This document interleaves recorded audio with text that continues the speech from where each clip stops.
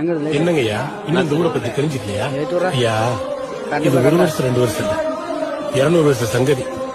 எங்க பாட்டை மூட்டை காலத்துல இருந்தே பல தலைமுறை அப்படித்தான் போயிட்டு இருக்கு. புதுசா வர்ற யாருக்காகவும் எங்களை மாத்திக்கவும் முடியாது, நாங்க மாறவும் மாட்டோம்.